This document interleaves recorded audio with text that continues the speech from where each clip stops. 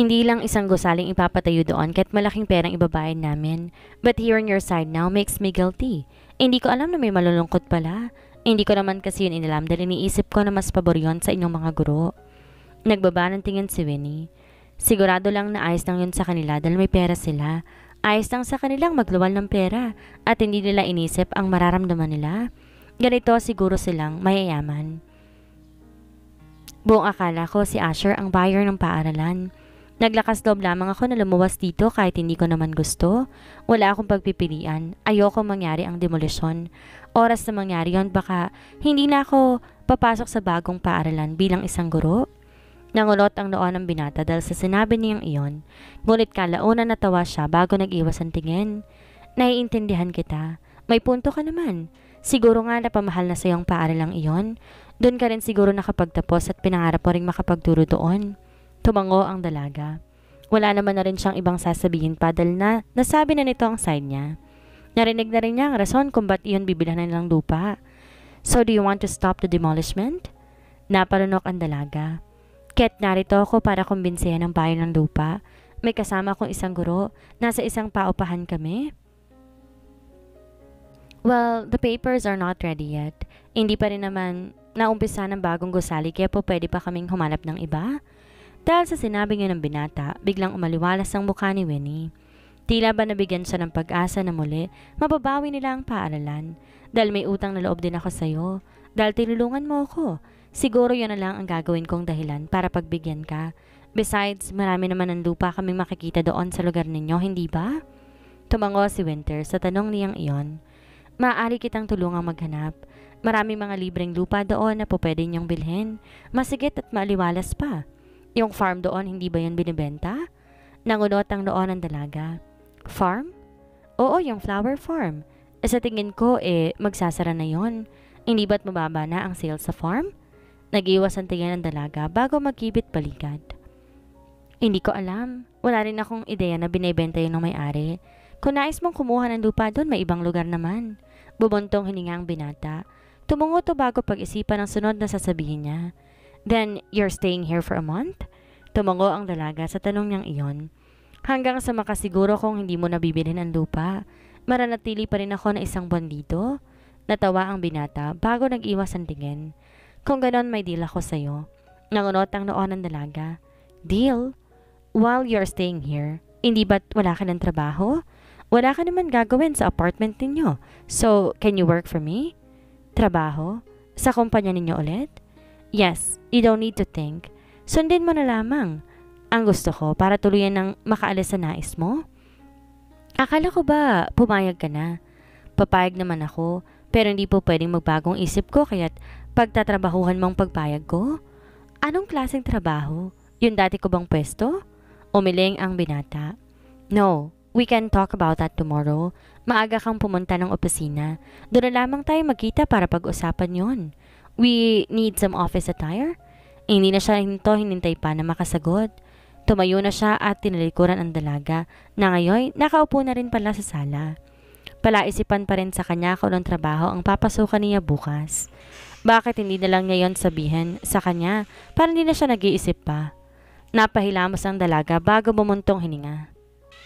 May lumapit na ring lalaki sa kanya na mukhang bodyguard ni Riz. Pinahatid na kayo ni Sir? Dahil sa sinabi ng bodyguard, sana lang to pa rin na nito ang sinabi niya na hindi nito bibili ng paaralan. Ang may hatid siya ng bodyguard sa sabing apartment. Agad siyang sinalubong ni Grace na ang ngayon naghihintay sa kanya sa harap ng tindahan. Nagpasalamat si Winnie bago tuluyang lumisan ng bodyguard. Agaran siyang tinanong ni Grace kung kumusta ba ang kanyang nilakad. Nakausap mo na ba si Mr. Isaac? Tumango si Winnie bago sila tuluyang lumakad papasok. Kilala ko siya. Actually, nagkita kami kahapon. Hindi ko expected na ang nakilala kong lalaki kahapon, siya palang totoong buyer ng paaralan. Nangunot ang noo ni Grace dahil sa sinabi niyang iyon. May nakilala ka kamong lalaki kahapon? Yes. Habang nasa labas ako ng bookstore kahapon, may nangyaring nakawan. Nakuha ko namang harangin na magnanakaw kung kaya't hindi nito nagawang tangayin ng perang hawak niya. Anong sabi mo? Ginawa mo yon? No choice ako. Hindi ko naman kayang hayaan lang makatakas sa magnanakaw kung meron naman akong magagawa. Napahilamos si Grace sa kanyang mukha. Paano pala kung may nangyaring masama sa'yo? Eh di wala akong kaalam-alam? Tinulungan naman ako ni Riz eh. Siya yung buyer ng lupa. Riz Isaac ang pangalan niya. Kung gano'n napapayag mo, may utang na loob siya sa'yo? Dapat lang niyang suklian iyon. Tumango si Winnie sa sinabing iyon ni Grace. Nakumbinse ko naman na siya. Sinabi ko ng side ko at sinagot naman niyang tanong ko kung anong rason niya at bibili nito ang paaralan. So dahil napag-usapan na namin yon, may deal siyang sinabi sa akin. Deal? Oo. Gusto niyang magtrabaho muna ako sa kanya hanggang tuluyan ko siyang makumbinse. Yung di na raw magbabagong isip niya mga 1 buwan lang. Tumango-tango si Grace dahil nakuha niyang naisabihin ng dalaga. At least may assurance na tayo. Hindi na tayo mag-aalala pa. Dapat lang nasundin mong lahat ng utos niya dahil yun naman talaga ang gagawin niya eh. Wala na siyang ibang choice kundi sundin lahat ng utos ng lalaking yon. Kinabukasan, sa harap ng apartment may kotse naghihintay doon nang makalabas si Winnie. Nakanda nito sa pag-alis at may hahanap na naman siyang office attire. Namukhaan agad niya ang bodyguard ni Riz na naghihintay sa labas ng kotse. Good morning, pinapasundo kayo ni sir? Natigilan si Winnie sa sinabi niyang iyon. Hindi siya na-inform na susunduin siya ng bodyguard niya ngayon. Dalula din naman siyang magagawa pa at mas pabor nga ang pagsundo sa kanya ng bodyguard. Sumakay na to ng kotse matapos siya nitong pagbuksan. Hindi rin naman nagtanong ang dalaga kung saan sila diretsong pupunta pa. Tahimik lang ito sa likuran buong biyahe habang pinagmamasdan ng mga sasakyan. Ngunit matapos ng ilang minutong lumipas, natigilan siya nang huminto ang kotseng sinasakyan nito sa kumpanya ni Asher. Nasa loob na po si sir, may meeting lang. Pumasok na po kayo. Wala sa sariling tumango ang dalaga. Lumabas ng kotse habang napapakamot sa batok. Dumiretso to sa loob na agad naman siyang pinapasok. May isang bodyguard pang sumalubong sa kanya na agad nitong namukaan. Pumunta daw po kayo sa floor ni Mr. Saavedra? Napabuntong hininga si Winnie dahil sa kaisipang muli na naman silang magkikita ni Asher. Kung sa bagay nga naman, hindi na siya magtataka na araw-araw magkikita sila dahil nga magiging boss niya ngayon si Riz. Kaya't sumunod na lamang ito sa sinasabi ng babae. Napatungo siya sa elevator kung saan pupuntahan niya ang nasabing opisina ni Asher. Hindi dito inaasahan, naroon din si Rika. Oh, she's already here. Come here. Yun agad ang bunga ni Riz pagkapasok niya. Bakas ang pagtataka sa mukha ni Asher kung bakit naroon muli ang dalaga. Wala siyang ideya na ang babaeng hinihintay ni Riz ay ang dating nobya niya pala. Winnie's POV. Alam kong magkikita kami ngayon ni Asher, kaya't hindi na ako magugulat pa. Ito ang ikalawang beses na pumasok muli ako sa opisina niya, ngunit ngayon kasama ko na si Riz at si Rika. Hindi ko man inaasang narito rin si Rika. Pinilit ko na lang ayusin ang sarili kahit nakatingin sa akin si Asher na may pagtataka. Winnie? Kunot noon ni Rika matapos banggitin ang pangalan ko. Ngumiti ako bago sa rayukoan. Magandang umaga. Wait, are you Mr. Isaac's secretary? Pumaling ang ulo niya na naging dahilan para mapalingon ako sa kanya. As I've said, we need to change our plan for buying that place. I think we don't need to touch that school. Baka may ibang taong pinahahalagahan ng paaralang iyon. Di nakapagbigay imik si Rika matapos sabihin niya ni Riz. Tahimik lang din naman na si Asher kahit hindi ko malalaman kung ano bang nasa isip niya. Winnie helped me to find a land. Di naman na siguro masyadong rush ang paghahanap ng lupa kaya makakagawa pa tayo ng bagong plano. The decision is still on you, Mr. Isaac. Pero paano? Baka malaman to ng daddy ni Rika at mommy ko. Nakapag-usap na ba kayo? Tumango si Riz sa tanong na iyon ni Asher. Kung ganon, kasama pala si Mrs. Saavedra sa proyektong ito. Nag-usap na kami ni Daddy. Hindi yun na kailangan pang alalahanin yon. As of now, we need to cancel that contract. Matapos ngang sabihin iyon ni Riz, tumunog ng cellphone ito dahilan upang maputol ang pag-uusap nila. Nagpaalam ito saglit na sasagutin niya ang tawag at naiwan akong kasama silang dalawa. Nakatayo pa rin ako habang pinapakiramdaman ko silang dalawa. Ni hindi ko sila tinatapunan ng tingin dahil naiilang ako at pakiramdam ko hindi ko kaya. I am going to leave now. May aasikasuhin pa ako? Just call me if what's the new plan. Iyon ang narinig kong sinabi ni Rika bago ko tumingin sa kanila. Nakita kong hinalikan niya sa pisngi si Asher bago ito tinalikuran. Samantalang si Asher wala man lamang reaksyon. Mas malalaki pa sa akin siya nakatingin at parang wala man lamang pakialam kahit napaalis si Rika. Nice to see you again. Mauuna na ako? Tipid nang umiti ako sa pamamaalam ni Rika. Hindi ko alam kung ayos lamang ba sa kanya na naiwan ako dito kasama ni Asher. Hindi ba't alam naman niyang nagkaroon kami na nakaraan nitong fiancé niya? Pero bakit ganun? Tila wala man lang siyang tigatig. Naiwan na ang lalaking ito sa tabi ko. Paano mo nakumbinse si Isaac ng ganun kabilis? Natigilan ako na magsalita bigla si Asher. Nakalabas na si Rika. Ilang segundong lumipas. Ngunit hindi ko akalaing itatanong yun ni Asher na para bang nagdududa pa na nakumbinsi ko ng ganon kadali si Reese. Bumuntong hininga ako bago siya tiningnan. Hindi talaga mawawala ang tingin niya sa akin na para bang nais niyang mabasa ang lahat na nasa isip ko. Sinunod ko na lamang ang gusto niya. Nag-iwas ako ng tingin matapos niyang sabihin iyon. Hindi ko alam kung ba't naiinis pa rin ako sa kanya kahit alam kong hindi siya ang buyer ng lupa. Pero may iba pa akong kinaiinisan sa ngayon na hindi ko alam kung paano nga nangyari. Naiinis ba ako dahil nakita kong hinalikan siya ni Rika kanina? Bigla ko tuloy na alala noon na sa tuwing lumalapit si Rika sa kanya, natatakot to sa posibleng maramdaman ko. Pero ngayon parang wala na lang. Natawa ako sa isip ko. Ano pa ba ang inaasahan mo, Winnie? 6 na taon nang lumipas simula nang mangyari iyon. Malamang nakalimutan na iyon ni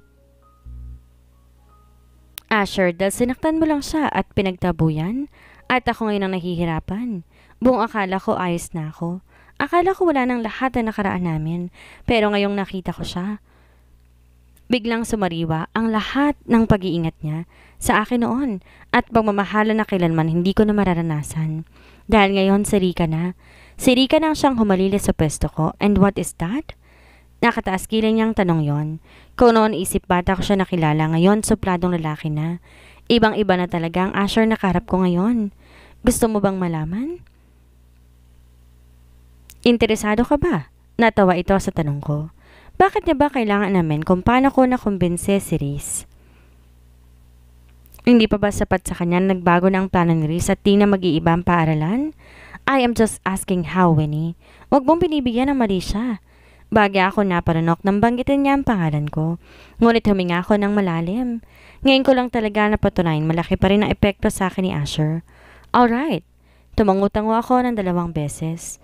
He just want to see me naked, so nagubad ako sa harapan niya para makumbinsin ako. What the heck? Namilog ang mata niya matapos mapamura. I am just playing around because I want to see his reaction. Kung gagawin ko yon, ano mangyayari sa kanya? Pero sa reaksyon niya ngayon, nagulat siya habang kunot na kunot ang noo. What's the matter now? Concerned ka? You don't need to do that. He was hissing at me angrily. Hindi ko alam kung para saan ang galit niya. Dahil ba inaakala niyang gagawin ko talaga yon para sa lupa? At sa tingin mo ba talaga ginawa ko yon? Naniniwala ka maghuhubad ako sa harapan niya? He stopped for a second before looking at me firmly. Para bang sinusuri niya ako nagbibiro ako, ano?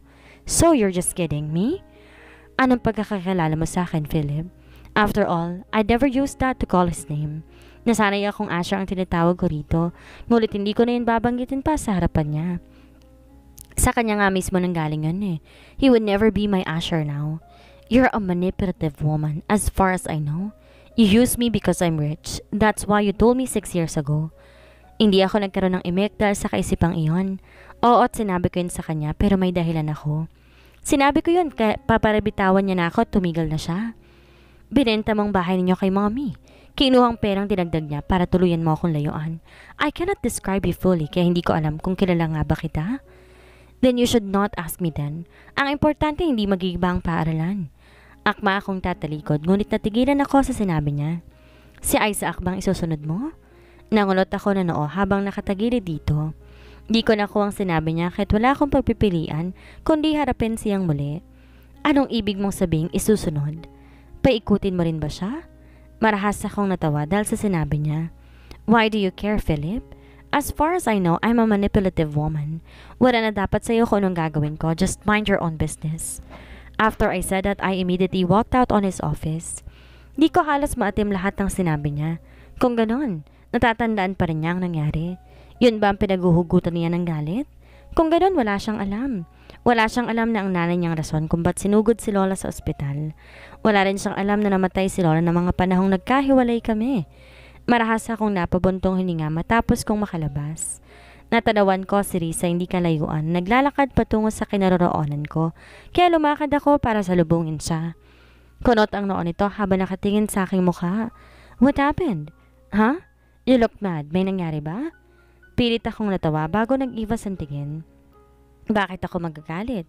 Masaya nga akong nakumbinsi kita at saka pa, hindi ako magagalit kahit hindi mo sinabing sekretary mo pala ako. Nakatitig lang siya sa akin habang sinasabi ko yon. Para lang siyang si Asher na nais basahin na nasa isip ko at suriin kung totoo ba ang sinabi ko. I know you have a past relationship with Mr. Saavedra. Rika told me that you are her ex-girlfriend. Natigilan ako dahil sa sinabi niya. Kung ganon sinabi yun ni Rika, para saan pa't pinaalam niyang bagay na yon? She told me that she's leaving early and she wants me back immediately on Philip's office to check on you. Kasi baka mag-away daw kayo. Muli nag-iwas ako ng tingin. Sa edad naming to mag-aaway pa kami. Ano bang iniisip ng babaeng yun at binanggit pa niya kay Riz ang nakaraan? Wala naman sana akong planong ipaalam yon kahit kanino dahil nga nakaraan na. I'm okay. Hindi mo na dapat iniisip yon? Natawa siya sa sinabi ko. Ikaw na nga tong inaalala, ang sungit mo pa. Why are you like that? Ako ang boss mo. Hindi kita sinusungitan. Totoo namang ayos lang ako kaya wag mo na idagdag pa yun sa iisipin mo. Nag-iwas siya ng tingin bago nagpamulsa. Di ko alam kung hanggang kailan kami tatagal sa gusaling to, gayong may sarili naman silang kumpanya. Hindi pa tapos ang pag-uusap namin ng ex mo, pero aalis na tayo. Hindi na lamang kita isasama pa bukas. Tinalikuran niya ako matapos sabihin yon. Dahil hindi ko ma-attempt na tinawag niya kay Asher, sumunod na ako sa kanya kahit pa malalaki ang bawat hakbang nito. Hindi mo dapat tinatawag ng ganon si Asher, Riz? Huminto siya bago ko nito harapin. Baga siya nakangiti na para bang namamangha sa sinabi ko. I told you, I am your boss. So you're supposed to call me sir, not by my name. Natigilan ako dahil sa sinabi niya. Muntik ko nang makalimutan na boss ko pala siya at sekretarya na lamang ako, ngunit hindi ko lang kasi malaman kung bakit kailangan pa niyang banggitin ex ko si Asher. Ang gusto ko lang naman sabihin, sir, dumayan ang huling salitang sinabi ko. Huwag mo nang banggitin pa ang salitang iyon, lalo na't narito na. Tayo sa kumpanya niya at baka marinig pa niya yon. Ayokong isipin niya na sinasabi ko kahit kanino ang nangyari sa nakaraan namin. Alright, tumungo ito. Kung gaano siya kadiretsyong magsalita, ganun din to kadaling kausap. Pero sasama pa rin ako sa iyo bukas. 1 buwan lang ako dito. Hindi rin ako magtatagal kahit susuritin ko ng araw na kasama kita. Pumaling ang ulo niya dahil sa sinabi ko.